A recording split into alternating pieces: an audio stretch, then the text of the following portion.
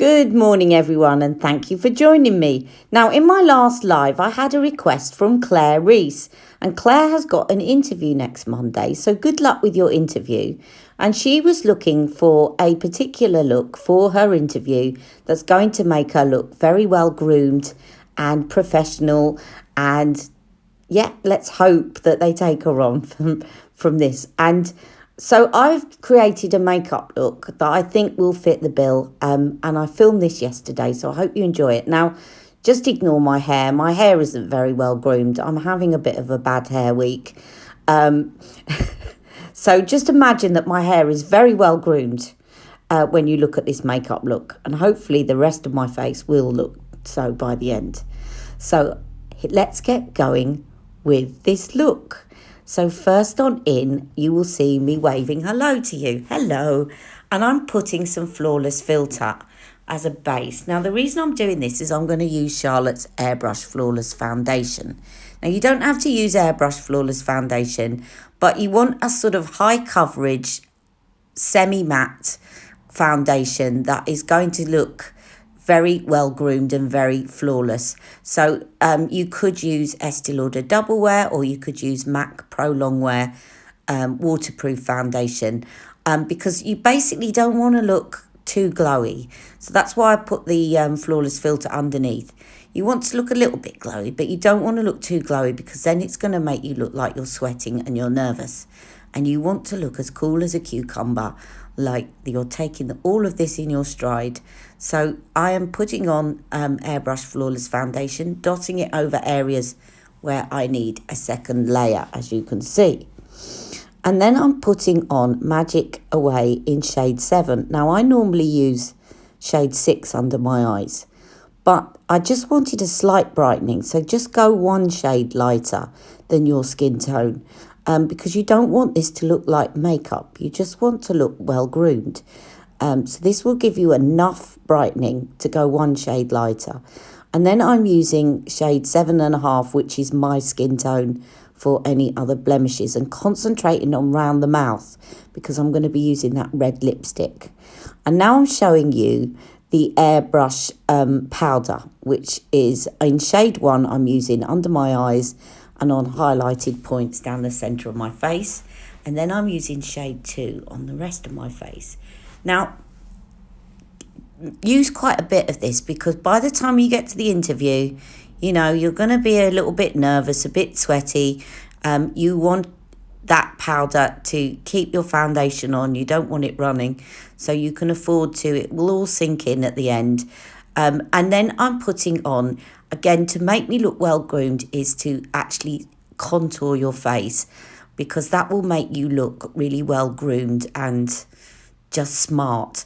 Now, I'm putting this on over powder, and if you're wondering why, have a look at Charlotte's tutorials. She often puts it on over powder, and it works, and it'll give you a little bit of a glow without looking too glowy.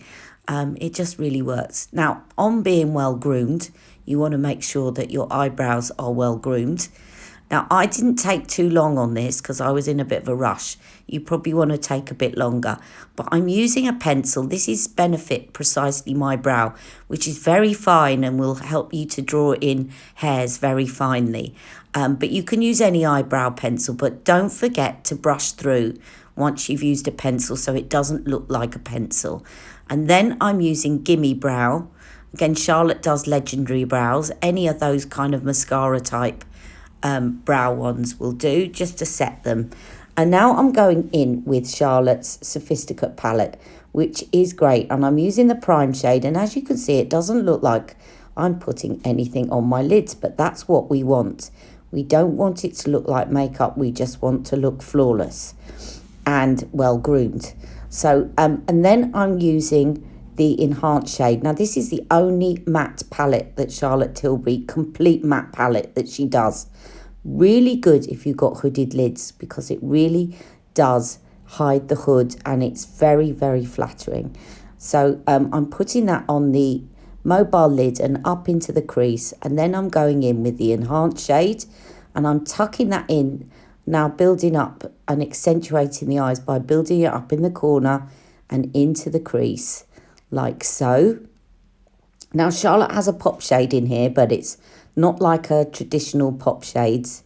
It is another colour which she often puts on the mobile lid. I'm not going to do that. I am putting it, I'm going to just use it to build up the intensity there in the corner, as you can see. And am I doing that now? Yes, I am. So it's just building it up, and it is a good shade for making the eyes pop. So I'm just building up the intensity. Now, as you can see, at the top of the eyeshadow, it's not really blended in great, but that's fine because you can go back in with that enhanced shade that looks like skin and use it to blend out any lines that you can see. And then I'm using the prime shade to highlight under the brow. I'm going to put a dot in the middle of my mobile lid just to accentuate the eye, and then a little bit on the inner corner, as you can see. Now I'm taking a liner brush and I'm using the Enhance and the Smoke shade mixed together, and I'm just using that to line under about 3/4 of the way along.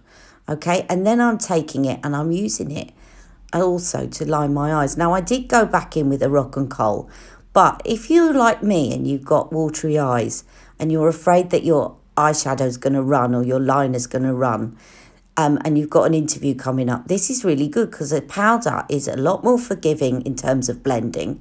And if your eyes water a little bit, it's not going to run. So I just wanted to show you that. I often use that when my eyes are sensitive. Now I'm going in with, and this is a must, this is Charlotte's Rock and Coal in Eye Cheat. And other brands do the same sort of thing, the skin colour, but it really accentuates your eyes. Now this, if you've got brown eyes, is a must. I'm using Charlotte's Marlene Midnight, right, which doesn't, as you can see, doesn't look blue, but look at how it makes your eyes pop, because the eye doesn't recognise it as blue when it looks at it, but it actually gives enough contrast with the brown in your eyes to really make your eyes stand out. And you want your eyes to stand out. You want them to remember you. Now, I quickly used and put on mascara by Benefit, and it was Bad Gal Bang, again to open up. And I'm now using Charlotte's blush in First Love, which is a peachy blush. Charlotte uses another blush called Sex on Fire for the sophisticate look. I don't know what I'm doing there. But it's actually, I think, makes you look too flushed, and it might make you look a little bit too nervous. And I'm using a tiny bit of our highlighter from Bronze and Glow, the powder one, which isn't going to look too sweaty, but only a little bit. Now, I'm using a lip liner here. I don't think I really chose brilliantly, but you want a kind of darkish red lip liner. I can't remember which one I used. I will put it in the description bar. But a dark reddish one, and sort of roughly fill in the lips. But the main thing here is the lipstick, and I think we all chose Scarlet Spell as being one. It's red, it's bold, but it's not too in your face. It's just really sophisticated, and I think it goes really well with this look. And that is my look done. I'm trying to tidy my hair, but not doing a great job. And there you will see it in kind of normal, natural light. And at the end, I did another shot, which was under my ring light. And there, I just did that to show my eyes. And there it is under my ring light. So I hope you've enjoyed this, and thank you for joining me.